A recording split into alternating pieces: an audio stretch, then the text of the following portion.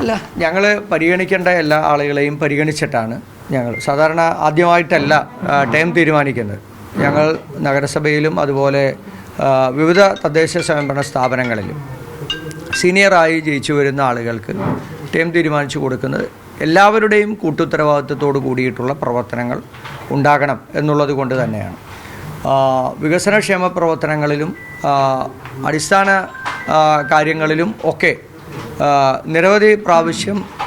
നിരവധി പ്രവർത്തനങ്ങളിലൊക്കെ പങ്കാളികളായിട്ടുള്ള ആളുകളാണ് ഈ വരുന്ന ആളുകളൊക്കെ. അപ്പോൾ സ്വാഭാവികമായും അത്തരത്തിലുള്ള ആളുകളുടെ കൂടി കഴിവുകൾ ആ കഴിവുകൾ കൂടി അവർക്ക് ചെയ്യാൻ കഴിയാവുന്നത്ര കാര്യങ്ങൾ ചെയ്യുക എന്നുള്ളത് തന്നെയാണ്. അതുകൊണ്ട് ഈ പറയുന്ന ഈ 4 പേരും ഇതിനേക്കാൾ പ്രഗത്ഭരായിട്ടുള്ള ആളുകളുമൊക്കെ ഈ കൗൺസിലുണ്ട്. ഇപ്പം എല്ലാവരെയും കൂട്ടിയോജിപ്പിച്ച് കൊണ്ടുപോകാൻ കഴിയാവുന്ന ആളുകളാണ്. 100% പാർട്ടിക്കും അതുപോലെ തന്നെ ജനങ്ങൾക്കും വിധേയമായി നിന്നുകൊണ്ട് പ്രവർത്തിക്കാൻ കഴിയുമെന്ന് തന്നെയാണ് ഞങ്ങൾ വിശ്വസിക്കുന്നത്. ഈ പാർട്ടിയിലെ സീനിയർ ഭാരവാഹികളുണ്ടെങ്കിൽ അവരെ പരിഗണിക്കാനുള്ള സർക്കുലർ എന്തുകൊണ്ടാണ് ഇവിടെ നടപ്പാകുന്നത്? പാർലമെന്ററി പാർട്ടിയിലെ ഭൂരിപക്ഷമാണോ അതിൽ കാര്യമായത്? അല്ല, എല്ലാ രീതിയിലുള്ള പരിഗണനകൾ അക്കാര്യങ്ങളിലുണ്ടായി.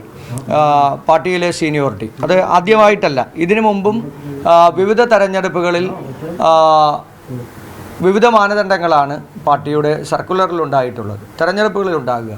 അപ്പോൾ എല്ലാ മാനദണ്ഡങ്ങളും പരിഗണിച്ചിട്ടാണ് സാധാരണ എല്ലാ തെരഞ്ഞെടുപ്പിലും ഇതുപോലെ അധ്യക്ഷ സ്ഥാനത്തേക്കും ഉപാധ്യക്ഷ സ്ഥാനത്തേക്കും ആളുകളെ തീരുമാനിക്കുന്നത്.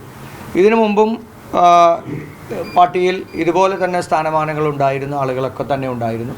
പക്ഷേ ആ സമയത്തൊക്കെ അവർക്കും പലപ്പോഴും മാറി നിൽക്കേണ്ടി വന്നിട്ടുണ്ട്. അപ്പോൾ എല്ലാ പരിഗണനകളുമുണ്ട്. പാർലമെൻ്ററി പാർട്ടിയിൽ ഒരു ജനാധിപത്യ പ്രക്രിയ എന്നുള്ള രീതിയിൽ ജയിച്ചു വരുന്ന കൗൺസിലർമാരുടെ കൂടി അഭിപ്രായം കേൾക്കുക എന്നുള്ളത് കൂടി കോൺഗ്രസ് പാർട്ടി അക്കാര്യത്തിലൊക്കെ ഒരു കൃത്യമായ തീരുമാനമെടുക്കുന്ന ഒരു പാർട്ടിയാണ്. അക്കാര്യവും മുതിർന്ന നേതാക്കന്മാരുടെ അഭിപ്രായവും എല്ലാം പരിഗണിച്ചിട്ടാണ് ഇത് ചെയ്തിരിക്കുന്നത്.